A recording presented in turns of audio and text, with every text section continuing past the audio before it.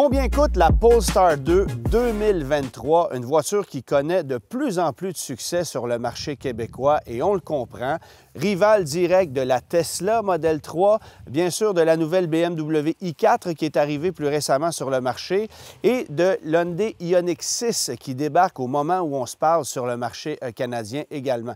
Alors une gamme de plus en plus large où il y a des offres de plus en plus intéressantes et Polestar se situe très bien jusqu'à maintenant avec ce produit-là, avec un look particulier, avec une offre mécanique qui est assez intéressante également, mais qu'on modifiera pour 2024 puisqu'il existe actuellement deux modèles, un modèle d'entrée de gamme à roue motrice avant, et une version à 4 roues motrices. Et le modèle traction sera remplacé pour 2024 par un modèle propulsé. Alors, stratégie assez intéressante de la part de Polestar qui s'est peut-être rendu compte que sur des marchés nordiques, on vendait principalement du 4 roues motrices et qu'il était peut-être plus intéressant d'avoir des versions propulsées pour des marchés où les 4 roues motrices sont moins importantes parce que de toute façon, une voiture électrique avec roue motrice arrière, bien, il y a toujours une traction qui est très intéressante, même dans un contexte hivernal. D'ailleurs, Tesla l'a prouvé avec sa Model 3 qui est vendue principalement sur notre marché avec les roues arrière motrices seulement. Donc, c'est une stratégie qui serait intéressante de la part de Polestar, d'autant plus qu'on viendra majorer légèrement la puissance dans le cas de la version propulsée, mais aussi dans le cas de la version à 4 roues motrices par quelques dizaines de chevaux seulement. Ça ne sera pas une voiture complètement repensée, mais il y aura de petites modifications qui seront faites pour le modèle 2024, ce qui ne veut pas dire que le modèle 2023, en attendant, n'est pas intéressant. Au contraire, on a eu la chance de conduire la Polestar 2 sur le circuit de Mécaglisse à Notre-Dame-de-la-Merci dans des conditions franchement intéressantes où on avait aménagé différents circuits pour tester les capacités hivernales de cette voiture-là. C'est la raison pour laquelle vous apercevez un autocollant sur la portière. C'est parce que ça faisait partie d'un programme de conduite hivernale et que cette voiture-là avait été utilisée sur cet événement également. Alors, on le sait, Polestar, c'est une division en quelque sorte de Volvo. On tente tant bien que mal de distinguer les deux marques, mais que la vérité, c'est que sur notre marché, bien, on a peine à faire connaître cette nouvelle marque qui est Polestar, alors que Volvo est établie depuis plusieurs années. On utilise d'ailleurs ici la même technologie qu'on retrouve dans le Volvo C40 Recharge, le XC40 Recharge, même plateforme, même moteur, même batterie, même technologie, autonomie qui est très semblable également, peut-être un peu à l'avant de la Polestar parce que c'est une voiture et qu'évidemment, la résistance au vent est moindre qu'avec un VUS. Mais Polestar, pour le moment, doit se faire connaître. Disons que la rumeur se répand de plus en plus parce qu'il y a de plus en plus d'acheteurs, qui sont intéressés à cette voiture-là. Mais on aurait pu aussi la vendre comme une voiture identifiée aux couleurs de Volvo et je pense qu'on aurait connu autant, sinon plus de succès parce qu'évidemment, le problème de Polestar, c'est qu'on n'a pour l'heure qu'une seule concession au Québec. En ce qui me concerne, c'est peut-être un désavantage, surtout pour les gens qui vivent en région plus éloignée ou du moins qui sont loin de Ville de Laval où se situe le concessionnaire Polestar. Bien sûr, on est capable de faire un service intéressant, mais qu'en sera-t-il lorsque les voitures se seront multipliées sur les routes? Ça prendra d'autres points de service, d'autres concessionnaires, ne serait-ce que pour qu'il y ait aussi une compétition plus saine que ce qu'on retrouve en ce moment sur le marché. Côté format maintenant, la Polestar 2, c'est une voiture relativement compacte, plus courte qu'une Tesla Model 3, même plus courte qu'une Toyota Corolla. La Corolla mesure 4635 mm de longueur et ici, on est à 4606 mm. Alors, c'est vous dire à quel point cette voiture-là, c'est véritablement une voiture compacte avec un format très intéressant. Ça en fait une voiture aussi agréable en milieu urbain que sur la grande route. Et je pense que pour cette raison-là, il y a plusieurs acheteurs qui risquent de tomber sous le charme de cette voiture-là, qui a un look franchement intéressant, si vous voulez mon avis, et qui a cet avantage par rapport à la Tesla Model 3 d'être dotée d'un haillon arrière et non pas d'un coffre fermé. Ça, c'est un avantage sérieux. Ça donne accès à un coffre qui est quand même assez volumineux et ça en fait une voiture plus polyvalente qu'une berline traditionnelle, bien que le look laisse croire à une berline traditionnelle. Pour moi, c'est un des éléments très intéressants de cette voiture-là, le design design de la Polestar 2, qui est complètement champ gauche, qui est très original, qui est typiquement suédois, bien que ce soit une voiture assemblée du côté de la Chine et que, évidemment, l'entreprise qui détient Polestar soit basée en Chine aujourd'hui. C'est le cas de Volvo également. Première chose à savoir avec la Polestar 2, vous prenez place à bord du véhicule, vous quittez sans nécessairement le démarrer. En fait, il n'y a pas de bouton de démarrage et c'est la même chose lorsque vous allez quitter le véhicule. Ce dernier va s'éteindre de lui-même, il suffit de le mettre en mode park et le tour est joué. Alors, on retrouve ça ailleurs dans l'industrie, notamment du côté de chez Tesla, mais on a fait la même chose ici avec Polestar et c'est très bien fait. C'est une voiture qui impressionne également par sa très, très grande solidité. On a carrément l'impression que cette voiture-là est construite d'un seul bloc, tellement c'est solide. Et je vous avoue que lorsqu'on prend place à bord, il y a vraiment une ambiance qui est unique, qui est typiquement suédoise. C'est un élément que j'aime particulièrement. On ne peut pas renier les origines de Volvo, là, c'est évident. Et ça commence par des sièges qui sont extrêmement confortables à bord de cette voiture-là. On peut ajuster la longueur de l'assise. Le support est juste assez ferme. Il y a juste assez de soutien un peu partout. Vraiment, ce sont des sièges magnifiques. Maintenant, c'est pas la voiture la plus spacieuse que vous allez retrouver sur le marché, ça c'est évident. Il y a beaucoup plus de place à bord d'une Tesla Model 3.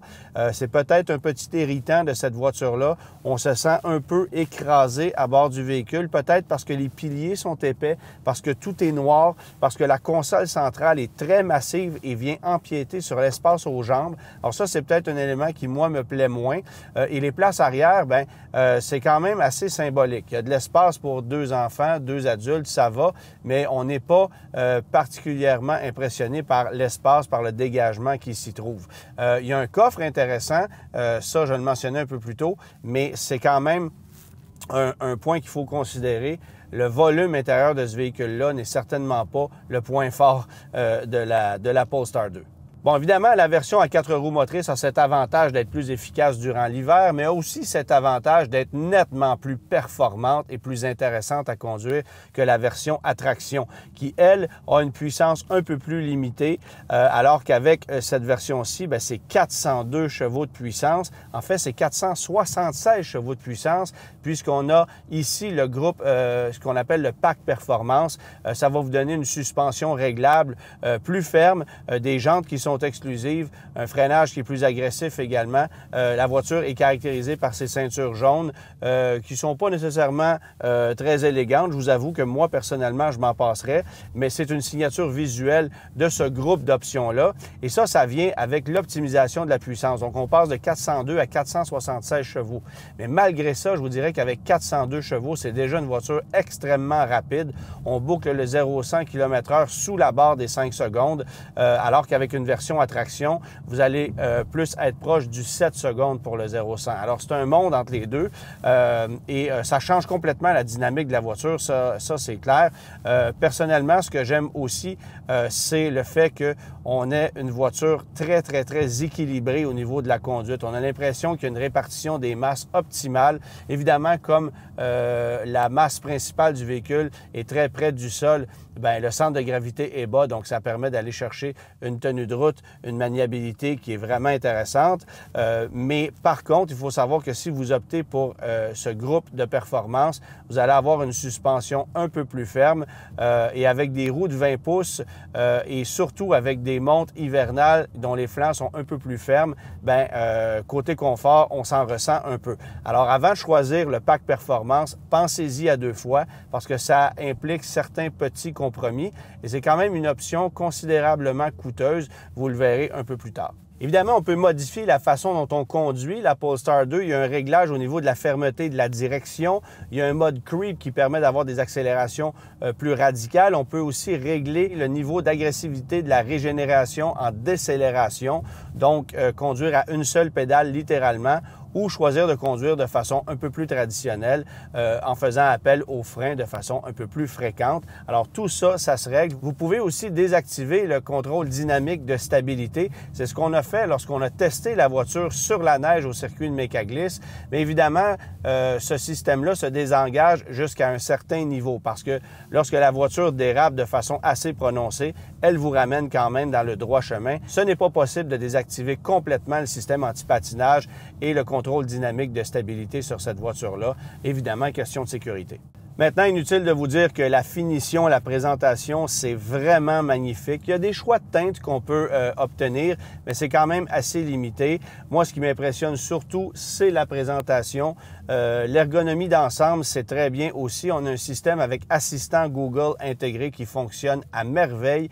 On a aussi ajouté plus récemment le système Apple CarPlay qui n'était pas intégré dans la voiture. C'est une couche supplémentaire qu'on vient ajouter sur l'application. Il faut souvent sortir du système pour y revenir lorsqu'on fait appel à Apple CarPlay, mais c'est quand même une option qui n'était pas là au début et qu'on a fini par intégrer, même si on a une alliance avec Google et donc avec un système Android qui vient d'emblée avec le véhicule. La technologie est très intéressante. Ce qui, moi, me plaît moins, par contre, c'est les illustrations graphiques de l'instrumentation. C'est extrêmement simpliste. C'est pas évident non plus d'aller chercher certaines informations. Il faut passer à travers les menus de l'écran central. Alors, je pense qu'on aurait pu travailler un peu mieux pour aller chercher davantage d'informations dans l'écran qui se trouve derrière le volant et pour pouvoir paramétrer le tout sans nécessairement devoir passer par l'écran central. Je vous donne par exemple l'exemple de l'odomètre journalier ou de la consommation énergétique. Si vous voulez par exemple modifier cet affichage dans l'écran se situant derrière le volant, il faut passer par l'écran central, aller jouer dans les sous-menus, ajuster le tout pour que finalement ça puisse s'afficher ici. Alors des petites lacunes ergonomiques comme ça, on en voit malheureusement de plus en plus avec la multiplication des écrans qu'on retrouve dans les véhicules aujourd'hui, mais ça, c'en est une qui, moi, m'agace légèrement. Il n'y a pas d'essuie-glace non plus à l'arrière sur la Polestar 2. Ce n'est pas un irritant puisqu'on a vraiment la forme d'une berline. Par contre, je dois quand même admettre que la lunette arrière est quand même assez étroite, donc côté visibilité, on a déjà vu mieux, mais dans le cas qui nous concerne, on a une voiture qui est dotée d'une caméra 360 degrés qui, elle, fonctionne à merveille. Ça fait partie d'un groupe d'options. Vous allez quand même avoir une caméra de recul si vous optez pour un modèle de base, ça c'est évident, là. Mais au niveau de l'option de la caméra sur 360, je pense que c'est un petit avantage qu'on obtient ici parce que justement, la lunette arrière est assez étroite et que la visibilité n'est pas optimale. L'autonomie annoncée maintenant, 434 km avec la version à traction et 418 avec la version à 4 roues motrices. Un écart qui est symbolique et un autre élément qui fait en sorte que on constate que le modèle à 4 roues motrices est quand même beaucoup plus attrayant. Ce n'est pas très contraignant d'opter pour un modèle à 4 roues motrices côté autonomie, alors qu'on obtient beaucoup plus de puissance et évidemment une conduite qui est optimisée durant la saison froide. Parlant de saison froide, évidemment, je vous parlais de 418 km d'autonomie, mais lorsqu'il fait environ moins 10 degrés à l'extérieur, vous allez voir l'autonomie chuter d'à peu près 35 jusqu'à près de 50 lorsqu'il fait extrêmement froid à l'extérieur et particulièrement si vous avez branché votre véhicule à l'extérieur, non pas au garage. Alors ça, considérez-le, ça veut dire que dans les pires conditions, vous allez obtenir un peu plus de 200 km, peut-être 225, 230, s'il fait moins 20, moins 25 et que la voiture a passé la nuit à l'extérieur. Donc, on a déjà vu un peu mieux. Je vous avoue que de ce côté-là, Tesla fait un peu mieux, mais on est quand même capable de composer avec une autonomie qui demeure raisonnable toute l'année durant. C'est une situation qu'on constate chez la plupart des véhicules électriques actuellement, mais j'ai l'impression que chez Polestar, la baisse d'autonomie est quand même considérable. Ça, sachez-le avant de faire l'achat du véhicule.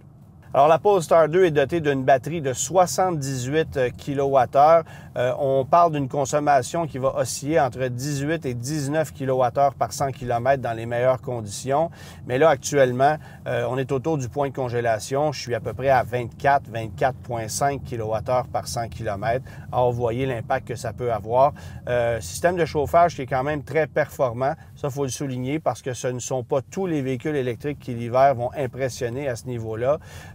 C'est donc un avantage, mais évidemment, bien, si vous poussez le chauffage à sa limite ou si vous grimpez le degré de chauffage et la densité, bien, vous allez voir votre autonomie affectée encore davantage.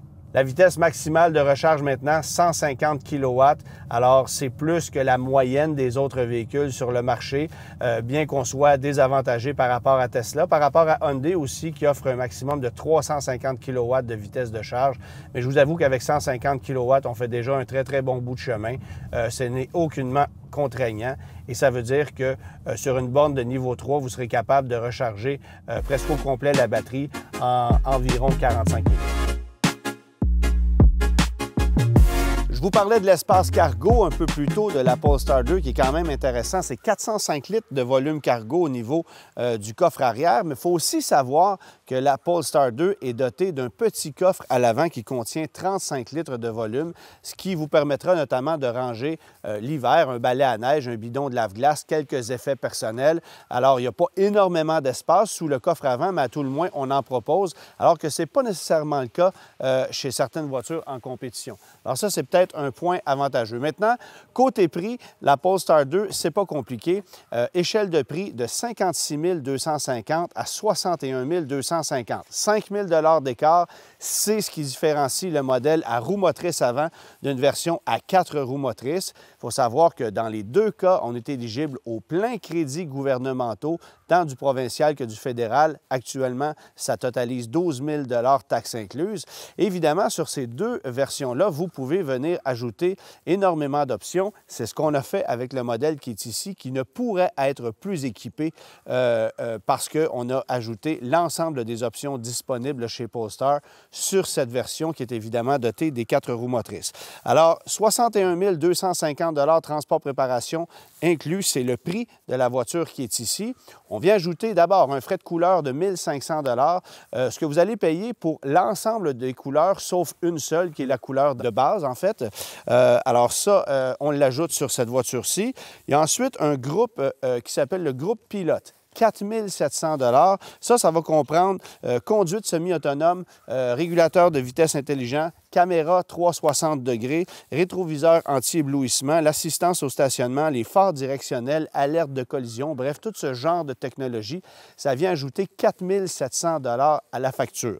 Le groupe qui est, à mon avis, indispensable, si vous en avez un seul à prendre, c'est celui-ci, c'est le groupe Plus. 5 700 $. Ça comprend le système audio Harman Kardon à 13 haut-parleurs, qui est nettement plus performant que celui qui est offert sur le modèle de base. La pompe à chaleur qui, évidemment, dans le contexte du marché québécois, est indispensable. Alors ça, on l'intègre dans ce groupe d'options. Ça permet, évidemment, de venir balancer la température du véhicule à l'intérieur et d'optimiser le chauffage et donc le rendement énergétique durant l'hiver. Ça comprend aussi une fonction de préchauffage du véhicule. Bon, les sièges qui sont de tissu WaveTech, alors un produit synthétique qui est très intéressant. Volant, siège chauffant, rétroviseur chauffant, siège arrière chauffant et buse de lave-glace chauffant, c'est offert dans ce groupe d'options-là. Éclairage d'ambiance et la charge par induction pour le téléphone cellulaire. On ajoute également le toit de verre qui vient apporter énormément de luminosité dans un habitat qui, comme vous l'avez vu, est un peu lugubre. Alors ça, je trouve que c'est intéressant. C'est un groupe d'options qui coûte 5 700 $. Et finalement, bien, on ajoute à cette voiture-ci le groupe Performance. Alors ça, c'est 6 750 $. Je ne crois pas que ce soit nécessaire pour la grande majorité des acheteurs parce qu'on passe de 402 à 476 chevaux. Suspension Öhlins de performance qui est réglable. On a différents modes de conduite. Jantes de 20 pouces qui sont exclusives. Vous allez avoir évidemment quelques éléments décoratifs comme ces ceintures jaunes qui sont à l'intérieur. Donc ce Performance Pack-là coûte 6 750 $. Alors, c'est des sous pour aller chercher un peu plus de puissance et une conduite un peu plus dynamique. Mais je vous avoue qu'une version régulière fait un travail déjà exceptionnel. Alors ça, il faut vraiment être amateur de performance pure pour aller opter pour ce groupe d'options-là. Parce que si vous optez pour l'ensemble des options que je viens de vous nommer, bien, la facture totale pour une version à 4 roues motrices est à 79 000 $. Alors, c'est quand même pas mal de sous. Si vous retirez les crédits gouvernementaux, l'auto, la voiture revient à 70 325 taxes incluses, ce qui veut dire que si vous financez la voiture sur un terme de 6 ans à un taux de 5,99 %, vous allez quand même payer 1 339 taxes incluses pendant 6 ans. C'est énormément de sous et ça comprend les crédits gouvernementaux. Si vous décidez de louer maintenant, le taux est plus bas, 3,99 %. La location est à 985 taxes incluses. Maintenant, pour vous donner une idée, si vous optez pour une version à 4 roues motrices, mais sans option, les paiements sont considérablement plus bas. 968 en financement 72 mois, taxes incluses, ou 678 pour une location 48 mois, 20 000 km par année. Il y a un écart gigantesque. Et regardez ce qui est intéressant, si vous décidez de louer une version à traction, qui est évidemment beaucoup moins convoitée que les modèles à 4 roues motrices, mais le taux passe de 3,99 à 8,79 %. Comprenez donc par ça que le taux de location très élevé d'une version à traction viendra décourager la personne de louer ce modèle-là. Polestar ne veut tout simplement plus les voir parce qu'on sait que ça va être des modèles moins intéressants à la revente, aussi parce qu'il y a une version propulsée qui viendra prochainement la remplacer. Alors, on a décidé de subventionner le taux de location des modèles à 4 roues motrices. Je le rappelle, 3,99 %, mais dans le cas des modèles à roues motrices avant, c'est 8,79 % de taux de location, ce qui veut dire que toute l'économie que vous faites ou que vous réalisez en optant pour un modèle à 2 roues motrices, vous la perdez en location parce que les taux sont démesurément plus élevés. Bref, on ne loue pas un modèle à roues motrices avant. Ça peut être intéressant à l'achat si c'est une voiture qui vous convient davantage parce que vous n'avez pas besoin des 4 roues motrices, mais c'est clair qu'une version à 4 roues motrices est plus intéressante. C'est un véhicule qui se revendra mieux, qui va vous offrir davantage de performance. Comme je vous le mentionnais un peu plus tôt, vous perdez quelques kilomètres en autonomie, mais c'est symbolique. Et j'ai surtout hâte de voir ce qu'on fera avec la version 2024 propulsée, qui, elle, promet d'offrir plus de puissance, plus d'autonomie, probablement une conduite un petit peu plus intéressante aussi, parce que c'est toujours plus intéressant de se faire pousser que d'avoir une voiture à traction avec un peu d'effet de couple, bien que dans le cas de la Polestar 2, ce soit quand même assez équilibré.